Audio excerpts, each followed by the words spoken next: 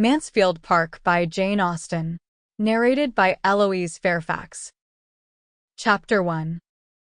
About 30 years ago, Miss Maria Ward, of Huntingdon, with only £7,000, had the good luck to captivate Sir Thomas Bertram, of Mansfield Park, in the county of Northampton, and to be thereby raised to the rank of a baronet's lady, with all the comforts and consequences of an handsome house and large income. All Huntingdon exclaimed on the greatness of the match, and her uncle, the lawyer, himself, allowed her to be at least £3,000 short of any equitable claim to it. She had two sisters to be benefited by her elevation, and such of their acquaintance as thought Miss Ward and Miss Frances quite as handsome as Miss Maria did not scruple to predict their marrying with almost equal advantage.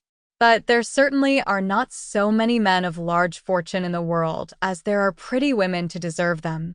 Miss Ward, at the end of half a dozen years, found herself obliged to be attached to the Reverend Mr. Norris, a friend of her brother-in-law, with scarcely any private fortune, and Miss Frances fared yet worse.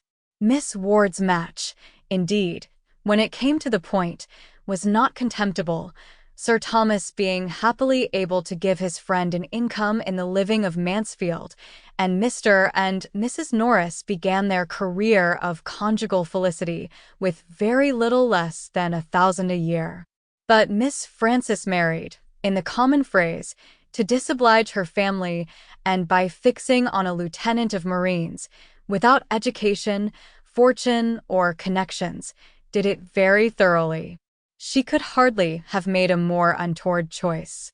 Sir Thomas Bertram had interest, which, from principle as well as pride, from a general wish of doing right, and a desire of seeing all that were connected with him in situations of respectability, he would have been glad to exert for the advantage of Lady Bertram's sister, but her husband's profession was such as no interest could reach, and before he had time to devise any other method of assisting them, an absolute breach between the sisters had taken place. It was the natural result of the conduct of each party, and such as a very imprudent marriage almost always produces. To save herself from useless remonstrance, Mrs. Price never wrote to her family on the subject till actually married.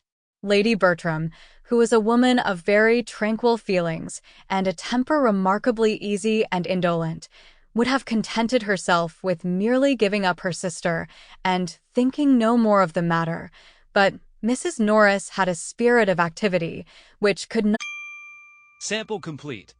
Ready to continue?